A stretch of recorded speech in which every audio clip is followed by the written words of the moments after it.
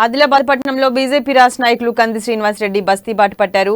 ఆదిత్యనగర్లో గడప గడపకు తిరుగుతూ ప్రజా సమస్యలను అడిగి తెలుసుకుంటున్నారు. స్థానికులు సైతం తమ బాధను కంది శ్రీనన్నకు చెప్తున్నారు. నాయకులు వస్తున్నారు పోతున్నారు, కానీ తమ సమస్యలు మాత్రం పరిష్కారం అవటం లేదని కంది శ్రీనివాసరెడ్డికి తమ గోడును చెప్తున్నారు. ఇక ముందు సంబంధించి మా రీజనల్ కోఆర్డినేటర్ సత్యనారాయణ మరింత సమాచారాన్ని అందిస్తారు. 12వ వార్డు ఆదిత్యనగర్ లో బీజేపీ రాష్ట్ర నాయకులు కంది శ్రీనివాసరెడ్డి బస్తీ బాట నిర్వహించారు.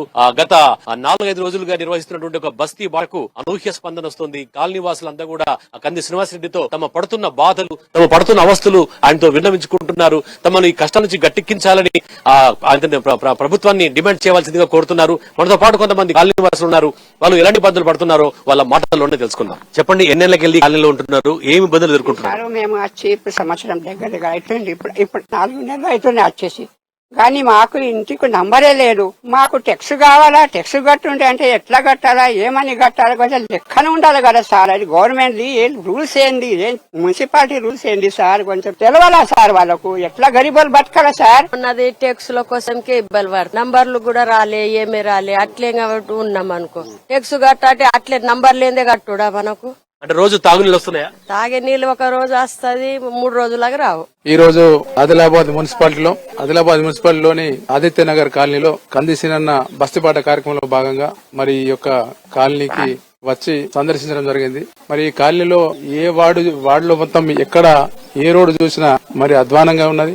మరి ఎక్కడ సమస్యలు అక్కడనే మరి పడేసినట్టే ఉన్నది. మరి ఇక్కడ కూడా చాలా మంది వేరే గ్రామాల నుంచి వచ్చి ఉన్నా మరి ఇక్కడ చాలా మంది రోడ్లలో మరి ఇళ్లలో చూస్తే మరి వారికి సమస్య వస్తే కనీసం మిషన్ భగీరథ అని చెప్పారు. మిషన్ భగీరథ చూస్తే అక్కడ మిషన్ భగీరథ లేదు, ఏం లేదు, పైపులు లేవు, నాళీలు లేవు. తర్వాత వారికి మంచినీటి సౌకర్యం కూడా లేదు. మరి వారికి కనీసం ఇప్పుడు వేసవికాలం వచ్చింది, వేసవికాలంలో కూడా వారికి కనీసం నీటి సదుపాయం కూడా చేసేంత మున్సిపాలిటీకి లేదు.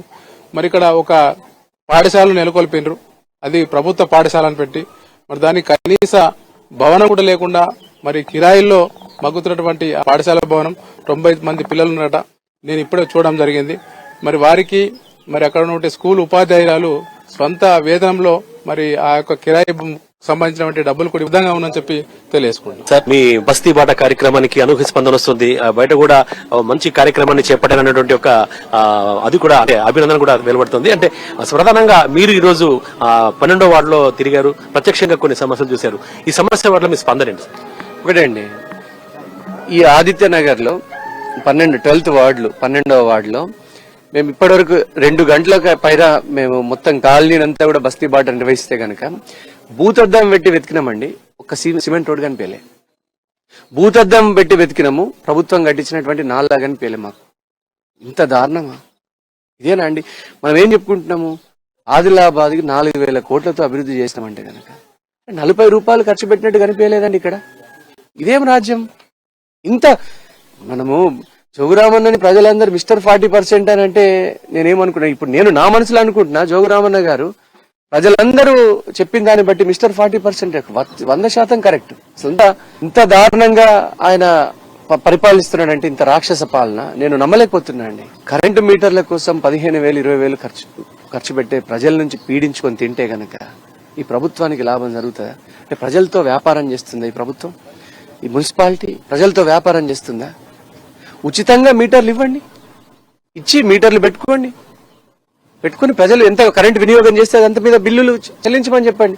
కానీ ఈ ప్రభుత్వం వ్యాపారం చేస్తుంది. ఆ మీటర్లను అమ్మి, ఆ మీటర్లు 15,000 రూపాయలకు అమ్మి ఈ ప్రభుత్వం వ్యాపారం చేస్తుంది. ఖచ్చితంగా ఇది మోసమే. ఇది ప్రజల్ని తప్పుదోవ పట్టించడమే.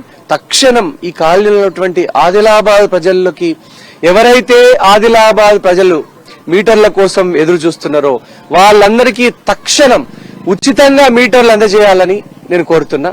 వాళ్ళు మీటర్లు అందజేసిన తర్వాత వాళ్ళు ఎంత విద్యుత్ని వినియోగం చేస్తే అంత విద్యుత్కి బిల్లు ఇవ్వమని కోరుతున్నా. సార్, ఇప్పుడు కొంతమంది అంటే ఒక కాలనీకి మిషన్ భగీరథ నీళ్లు వస్తున్నాయని, మరో కాలనీకి మిషన్ భగీరథ నీళ్లు రావట్లేదని, దాదాపుగా ఒక వారం రోజుల నుంచి కూడా నీళ్లు లేక తమ ఇంటి ముందు కల్లాపి కూడా జల్లుకోలేదని చెప్పేసి కొంతమంది స్థానికులు వాళ్ళ ఆవేదన వ్యక్తం చేస్తున్నారు. దీన్ని ఎలా చూస్తారు? ఆదిత్యనగర్ లో 4 రోజుల నుంచి ఒక్క చుక్క మంచినీరు రావట్లేదు. ప్రజలందరూ నీళ్ల కోసం బంబేలెత్తి ఆహాకారాలు చేసి బోర్లు ఉన్నటువంటి కొంతమంది దగ్గరికి వెళ్లి మేము నీళ్లు అడుక్కుంటున్నాం, ఈ జోగు రామన్న ఎమ్మెల్యే జోగు రామన్న ఆయన కొడుకు జోగు ప్రేమేందర్ పాలన మమ్మల్ని బిచయాలని చెప్తున్నాడు ఈ జోగు రామన్న, మమ్మల్ని అడుక్కు తినేటట్టు చేస్తున్నాడు, మమ్మల్ని నీళ్లు అడుక్కుంటున్నాం మేము, మా బతుకులు గిట్లనే ప్రజలు ఆవేదన చెందుతున్నారు. ఒక అక్కనైతే చెప్తుంది 4 రోజుల నుంచి ఇంటి ముందట కల్లాపి అలుకు పూత చల్లలేదని చెప్తుంది అక్క. అంటే ఇంత దారుణంగా ఉన్నదంటే గనక ఈ జోగురామన్న పాలనలా జోగురామన్న దెబ్బకి ఆదిలాబాద్ ప్రజలందరూ అబ్బా అంటున్నారు. జోగురామన్నది కొట్టే దెబ్బకి ప్రజలు గుర్తుపెట్టుకుంటారు. ఎలక్షన్లు వచ్చినప్పుడు ఈ జోగురామన్నని కర్రు కాల్చి జోగురామన్న పిర్ర మీద వాత పెడతామని చెప్తున్నారు. చాలా చాలా ప్రమాదకరమైనటువంటి పరిస్థితిలో ఉన్నామండి ఆదిలాబాద్ ప్రజలందరూ కూడా. ఎంత దారుణం అండి. ఇట్లా ఉంటదా? కాలనీళ్లలో నీళ్లు రాకుండా 4 రోజుల నుంచి చాలా మంది అన్నల్ని చూసినాము, పాపం చిన్న టవెల్ కట్టుకొని బనియన్ మీద నీళ్లు మోస్తున్నారు రెక్కల కష్టం మీద. కనీసం ఇక్కడ హ్యాండ్ బోర్డులు కూడా చూడలేదండి మేము.